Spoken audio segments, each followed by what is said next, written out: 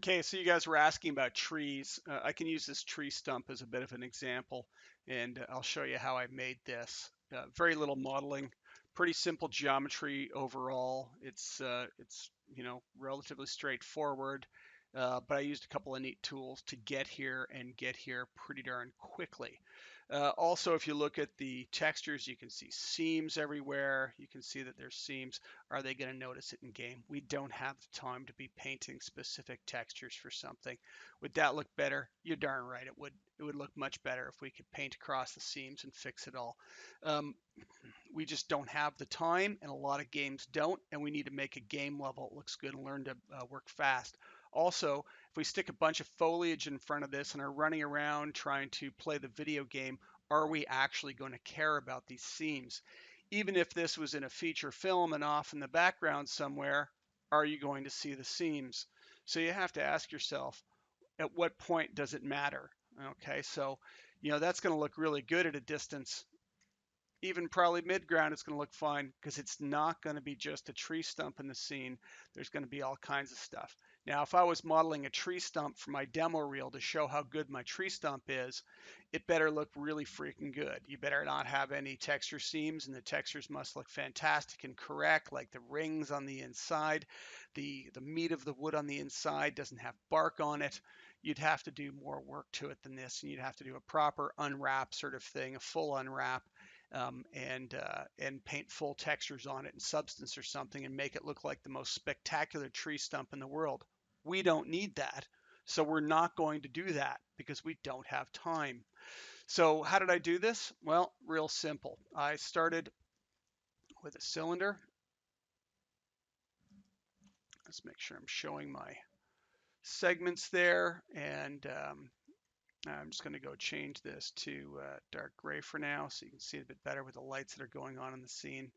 And that actually might be pretty good right there. I'm going to give this a bit of a taper, X taper, and we'll just taper it down because it's going to come in a bit. And it looks pretty good, but I'm going to give it a couple height segments. Show end result on. Height segment there, maybe just a height segment there. That probably is pretty good for where all the pieces are going to come out of the bottom. At this point, I'm good to go. It's going to get a lot of modeling, so I'm just going to convert to editable poly right there. Up in our freeform modeling tools, you'll notice I use these a lot. We've got a tool that's called branches. I'm going to click on that and just drag out. Ooh, look, how about that? That easy, but there's way too many segments being generated there. So when you open the flyout, it'll open down for you. Okay, we can change the distance. Now you can also change it to the, what do they call this, rulered or whatever, or in units. I prefer that. And then sort of the minimum distance. So if we increase it, it'll create less. That's what we're looking for. So maybe just a few more than that. And we can easily now, it's gonna create it based on the angle you're viewing it at. So I'm going to look at it as down as I possibly can. I'm just going to create myself some. There you go. There's my tree. Now, when you look from the side, these may not be laying flat. Fine. Shift brush, and again, something you always want to go and turn on is change it from depth to radius. Why it defaults that I don't know, but it does. So I can then determine, how they sort of drop down and make sure they go down into the ground. You can stick a plane below it if you want, if you can't visualize it as much, and get it to pull down properly so it's going down into the ground. Again, I'm using my control and shift to control the shape of it. And I'm just going to go in and push some of this in, maybe something like that. Give it a bit more shape. I could mess the bottom up a bit more or whatever. Nice quick way to do it with this instead of trying to pull polygons all the time, right? So polygon mode, I'm just going to say insert on this, okay, and insert it. And then we can take it in for the extrude. Now something new in Max, hold down shift and you get the insert. So I'm going to pull that down. And I want to do the same sort of thing. I want to have one side up and one side down. So I'm just going to grab this and pull it down. But one of the nice things too is if you do this, um, with Max now, it'll actually try to weld itself back together again if you're doing it on the correct axes anyways. I don't know if it'll do it with this one. Probably not, because it's not going to weld back in, but it'll actually try and weld itself in properly, which is kind of cool. So I'm going to pull some of these up and down, maybe try and get some shape and form in here a bit more. And that looks pretty good so far. Maybe this one's going to go up. Just hold it up. Maybe both of these. We'll shift those ones up and take them up and out. So you can see what I've done is I've had to do a little bit of rounding out and sort of evening out. And that was just, me just going around and just grabbing areas and working with them and adding some polygons here and there. So I might go in my Swift loop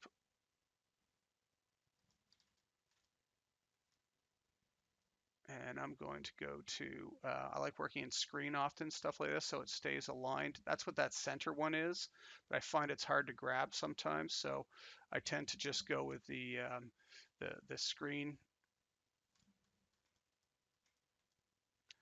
So maybe even one around there to round this out a little bit. We don't want to get too high again, remember? We just don't want to be pushing it too far.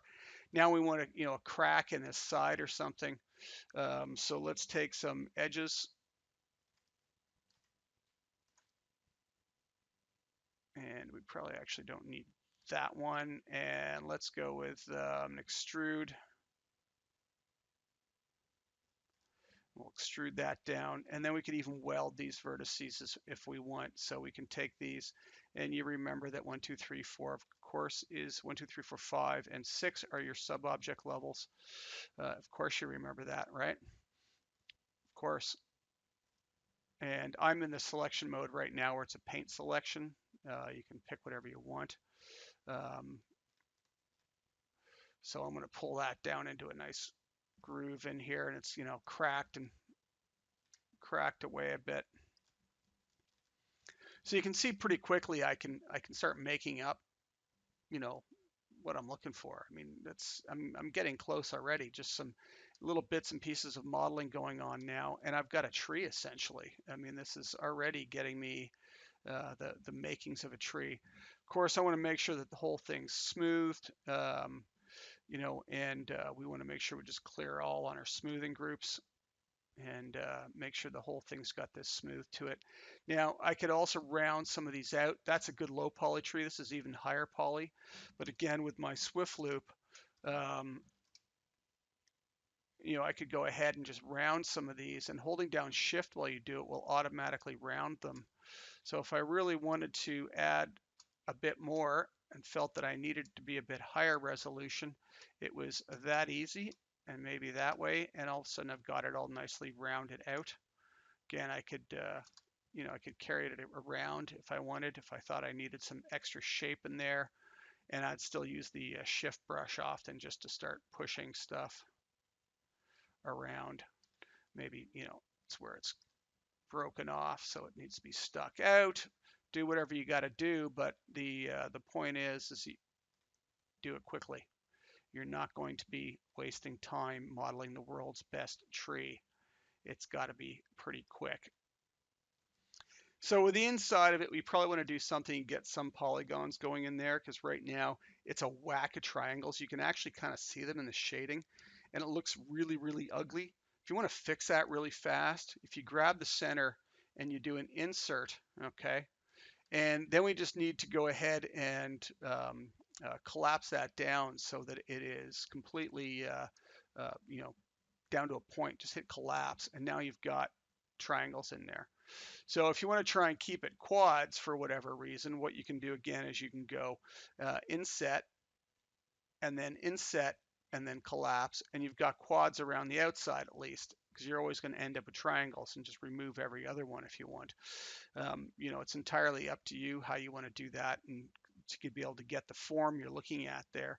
I'm just going to even that out with my relax, so it's a little bit more even, and it's done. I've got a tree. Looks like I accidentally did some nastiness here, so I'm just going to again grab some verts here and just go ahead and weld. No, may not weld, and I probably have to use collapse. There we go. Grab those and only those and go collapse. Just make sure I didn't mess up anywhere else. Oh, and the bottom's going to look really ugly too. So I'm just going to go grab that polygon and do the same thing. I'm going to say inset, and then maybe an inset again, and then collapse. And again, it's going to be pretty crazy. So I could go ahead and just do a quick relax on that so that it's not quite so crazy. So there you go. There is a tree modeled. Now let's unwrap this, and we're going to use this fantastic texture that I created. So this was done, if you can tell, in several minutes. I mean, it was just a bunch of brown tones. Got a piece of reference up for some barky looking tree and started painting away as fast as I possibly could. And let's see what that's going to look like, because that's all this is using here right next door to it.